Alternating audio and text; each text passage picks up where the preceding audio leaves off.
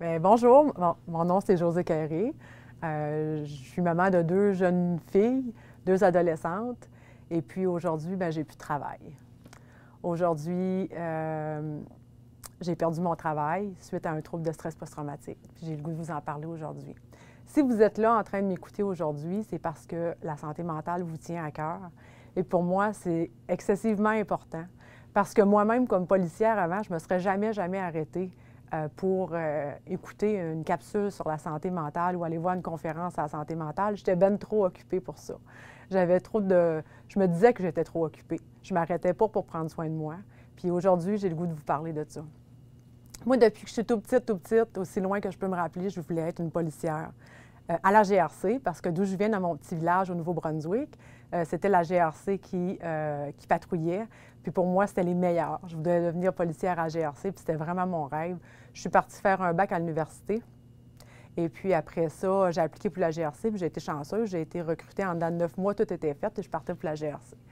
Je ne peux pas vous dire à quel point j'étais heureuse. C'était vraiment mon rêve que j'accomplissais et j'allais faire des grandes choses. J'étais convaincue que j'allais faire des grandes choses. Fait que je suis partie à Regina le 19 janvier 1997. Il faisait comme moins 50 quand je suis arrivée. Mais pour moi, c'était le plus beau jour de ma vie. Je suis arrivée une journée en retard parce que la GRC m'avait envoyé une journée en retard. Puis quand je suis arrivée dans la salle de cours, on était en train de choisir un ride marker, un chef de troupe. Et puis, finalement, j'ai été choisie comme la chef de troupe. La fille qui venait de l'extérieur, qui avait un accent, parce que dans ce temps-là, j'avais un gros accent. Et puis, j'étais avec 23 Québécois. Et puis, j'ai mené la troupe. Pourquoi je parle de ça? C'est parce que je veux vous parler du début, que j'avais un grand sens de leadership dans moi. Depuis que j'étais tout petite, que c'était comme ça. Depuis que j'étais tout petite, que j'en donnais tout le temps en plus dans ma vie. Et puis, c'est ce que j'ai fait à Regina aussi. Je me suis donnée pour m'assurer que ma troupe soit la meilleure. Puis, on a sorti pas mal la meilleure troupe aussi à part de ça. J'étais pas mal fière de notre gang. Fait qu'à un moment donné, on a reçu nos postings. Tout le monde recevait leur posting. Moi, je ne recevais pas mon posting. Puis un jour, sur le Parade Square, on est venu me dire Carré, tu t'en vas à Richibucto. OK. Fait que moi, j'étais hyper contente parce que Richibucto, si vous connaissez, peut-être que vous ne connaissez pas, mais moi, depuis que j'étais toute petite, on allait en vacances à Shediac au Nouveau-Brunswick. C'est plus connu, Shediac-Moncton, ces coins-là. Et puis, j'aimais tellement la plage, ça m'apportait beaucoup de bonheur d'aller en vacances. Puis quand on passait Richibucto, je me souviens qu'il y avait une belle plage. Je me suis dit, imaginez-vous, j'ai 23 ans, je vais être policière, j'ai la plage, je suis célibataire, qu'est-ce que je pouvais demander de mieux? C'est mon rêve, là, sky was the limit. J'étais tellement heureuse, vous n'avez pas idée à quel point. Mais pour les 2 semaines qui restaient, souvent, je me faisais dire tu feras attention à toi, c'est dangereux, tu feras attention à toi, c'est rough là-bas, c'est... Ben, je comprenais pas, puis je me disais, peu importe, il aurait pu m'avoir envoyé n'importe où au Canada. J'étais tellement heureuse que je serais allée n'importe où. Fait que je suis partie dans mon petit Honda Civic avec mes 2 boîtes d'effets personnels que j'avais dans la vie à ce moment-là. Et puis, je me suis redirigée vers Richibucto. Puis, je devais commencer le lendemain matin à travailler, le lundi matin. On était un dimanche. On est rendu au mois d'août 97. Puis, je m'en vais dans un motel, qui était vraiment un motel, à ce moment-là, pour habiter en attendant que je me trouve un chez nous. Et je dois rencontrer le District Commander le lendemain matin, le chef de district le lendemain matin. Tous mes outils de travail, mon arme, mon pepper spray, mon bâton, mes menottes, sont toutes envoyées par Purolator de Regina à Richibucto. Fait que tout est beau, je suis toute contente, je suis nerveuse, j'ai hâte de commencer le lendemain. Je me promène dans ma petite ville de Richibucto avec ma badge dans ma poche, puis je me sens là tellement invincible, vous n'avez pas idée à quel point. Jusqu'au moment où il y a un partner, un nouveau monsieur qui m'appelle pour me dire « Tu vas être ma partner cette nuit, tu es mon backup. Ma première nuit. Fait que je dis « Je ne peux pas être ton backup parce que j'ai pas des outils de travail. J'ai pas mon arme, j'ai rien pour aller travailler. » Puis il me dit mais c'est pas grave, on va s'organiser, de toute façon, il ne devrait rien avoir. Ce que j'ai oublié de dire, c'est que où j'étais postée, c'était... il y avait la réserve dans ce moment-là qu'on appelait Big Cove, qui était la réserve qui était la plus violentes selon les statistiques à l'est du Canada. C'était pour ça que j'avais toujours des gens qui me disaient de faire attention. On en parlait beaucoup dans le milieu de la GRC, de ce réserve, de ce milieu-là, de cette communauté-là. Fait que, bien, qu'est-ce que vous vouliez que je dise? Que je dise que je ne rentrais pas travailler dans la nuit s'il y avait quelque chose? Je n'avais même pas une seconde de police encore dans le corps. Ça fait que j'avais pas le choix. C'est beau, j'allais attendre l'appel s'il y avait quelque chose. Fait que j'ai finalement réussi à m'endormir. Puis à 1h05 du matin, j'oublierai jamais les secondes et tout ce qui se passait à ce moment-là. L'appel, le gros téléphone a sonné, puis le dispatcher m'appelait pour me dire qu'il y avait c'était 10-30, il y avait c'était 10-18, qu'il y avait des 10-80 impliqués, puis là, il me donnait tous les codes 10, puis à ce moment-là, je savais mes codes 10, mais je les avais comme oubliés parce que j'étais tellement nerveuse que j'ai regardé mes codes 10, puis je me rendais compte que c'était très urgent et qu'il y avait des armes à feu d'impliqués, il y avait des blessés, et puis je me suis dit, c'est mon initiation, ils m'attendent comme ça. C'est quand même 22 ans passés, là, 23 ans passés. Fait que je me suis dit, ils me font peur, c'est comme ça qu'ils m'attendent, c'est mon bienvenu. Fait que je me suis comme calmée un peu. Et puis quand l'auto de police est arrivé, j'oublierai jamais mon partenaire qui était assis dans le fond de l'auto de police, qui m'a envoyé un bye-bye. Et quand je suis entrée dans l'auto de police, j'ai bien vu que c'était très, très sérieux parce que le dispatch n'arrêtait pas d'appeler pour dire que c'était urgent. Qu'il y avait une personne qui avait été tirée d'un épaule et qui avait une foule hors contrôle. À ce moment-là, ma petite jambe a commencé à trembler. Puis là, j'ai vu que c'était vrai. Fait que mon partenaire m'a donné le shotgun puis son pepper spray. Fait qu'à nous deux, on avait un 9 mm, un pepper spray, une paire de menottes, puis je le sais que c'était pas sécuritaire, mais à ce moment-là, il a fait ce qu'il pouvait avec ce qu'il y avait, j'imagine. Quand j'avais le shotgun dans mes mains, quand on est arrivé sur les lieux, j'ai été obligée d'aller arrêter quelqu'un. Et puis, j'ai pas pu sortir le shotgun. Fait que je dis toujours que je suis sortie un peu tout nue. J'avais juste un pepper spray sur moi et j'avais pas d'arme à feu, j'avais rien. Puis là, les bouteilles de bière, ça passait. Puis en date d'aujourd'hui, je me souviens encore des cris des femmes puis des enfants qu'il y avait alentour de moi, les cris de détresse. Et puis, finalement, on est entré dans la résidence.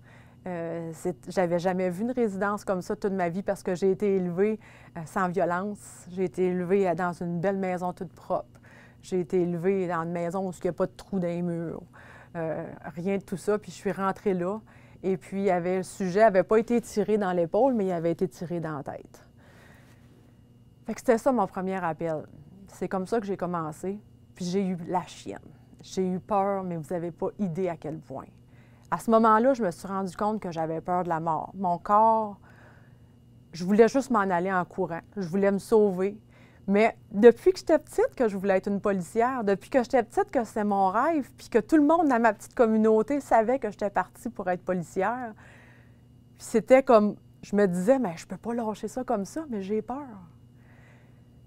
Fait que je me souviens d'avoir appelé mon papa, puis il racontait mon histoire, puis il m'a dit, ben Joe, essaye un...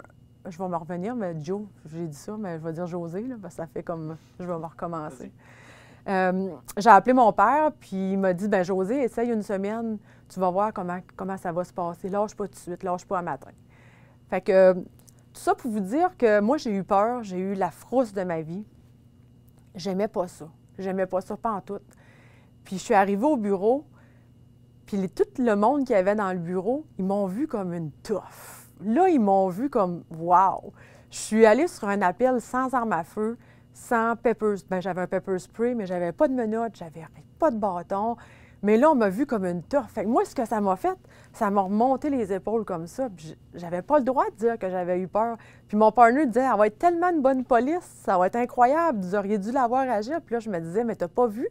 T'as pas vu la peur que j'ai eue? T'as pas vu que mes jambes tremblaient, que mon corps tremblait au complet? Fait que j'ai commencé comme ça, ma carrière de police. Puis là, j'ai connu, après ça, des atrocités.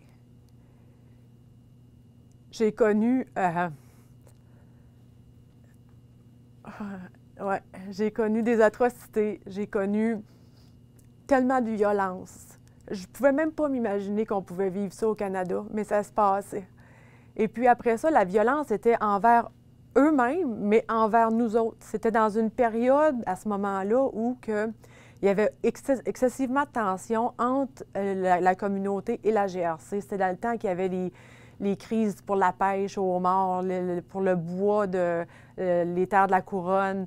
Puis j'étais toujours mis, j'avais été postée finalement, j'avais été assignée à la réserve. C'était mon poste. Fait qu'à tous les matins, je partais avec ma petite valise, je m'en allais dans un petit poste de police qu'il y avait là, avec la police autochtone, puis je passais mes chiffres là. Si j'avais besoin de backup, mon backup, il allait arriver 15-20 minutes plus tard parce que le monde était beaucoup plus loin. Et puis, je me suis fait, un bon matin, je me suis fait attaquer dans la cour de la Caisse populaire alors que je répondais à un appel tout seul. Le sujet m'a étouffée. Je me sentais vraiment partir. Il jouait après mon arme pour essayer d'enlever mon arme. Il a essayé, puis là, j'ai vu ma vie défiler. J'entendais tout le monde crier alentour, puis là, je chantais plus rien. À ce moment-là, ce qui s'est passé, mes 2 genoux étaient ouverts. J'avais tombé 2 fois sur l'asphalte, puis mes genoux avaient ouvert complètement. Le sang coulait. Mais finalement, qu'est-ce qui s'est passé? C'est que c'est un passant, un citoyen qui m'a sauvé la vie quand il est venu m'aider en frappant un coup de pied dans le visage du suspect.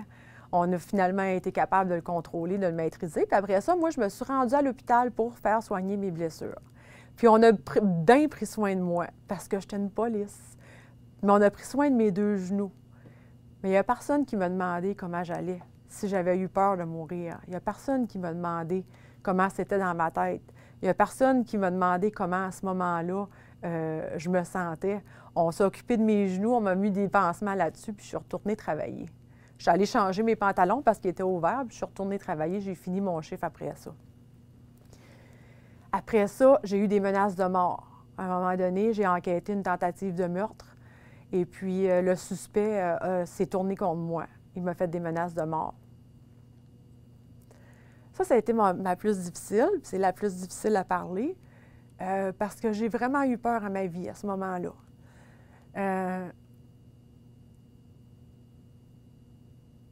J'étais obligée, quand j'arrivais de travailler, je clairais ma maison avec mon arme à feu partout, comme quand on va sur une scène. Mais c'était ma propre maison. Chez nous, on est supposé d'être bien, mais moi, je n'étais pas bien. J'avais peur d'être chez nous toute seule. Puis, je dormais habillée, avec mon arme dégainée, sur l'oreiller à côté avec ma main sur l'arme. Je sais que je n'avais pas le droit de faire ça, mais je le faisais parce que j'avais tellement peur que je savais que cette personne-là, avec ses 2 mains, était capable de venir me tuer. Et j'étais convaincue qu'il allait venir me chercher parce qu'il m'avait téléphoné au poste de police pour me dire, je ne dirai pas les mots qu'il m'a dit, mais pour me dire qu'il allait venir qu'il allait me trouver bien avant qu'on le trouve. Fait que ça a duré des mois comme ça.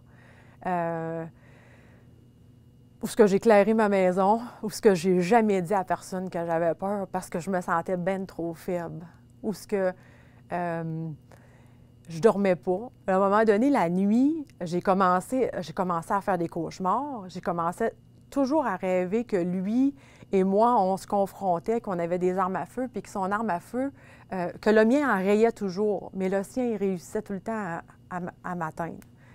Et puis là, je commençais à tousser la nuit, puis éventuellement, plus respirer, puis ça respirait plus, puis je me disais, mais je suis peut-être allergique à quelque chose, je connaissais pas, je comprenais pas ce qui m'arrivait. Je suis allée consulter un médecin, parce que ça faisait plusieurs nuits que ça se passait, puis ça durait presque tout le restant de la nuit quand ça m'arrivait. Le médecin me dit, ma petite mademoiselle, vous faites des sérieuses crises de panique, ça vous prend des médicaments, puis ça va pas bien, il faut que vous preniez soin de vous. Mais moi, là, je suis une police, je suis une tough. C'est pas vrai que j'ai besoin de m'arrêter parce que je voulais pas m'arrêter. Je voulais tout le temps aller plus loin, je voulais tout le temps prendre plus d'appels, je voulais tout le temps en faire plus. Je faisais du VOT qu'on appelait à ce moment-là, du surtemps volontaire souvent, parce que je l'aimais donc ma job, je l'aimais. Fait que le médecin m'a donné une prescription et puis pour des médicaments, pour dormir, mais bien sûr que je ne les ai pas pris parce que si je me knockais, bien, le sujet allait pouvoir rentrer dans ma maison puis venir me tuer. Fait que tout ça s'est passé sur une longue période de temps.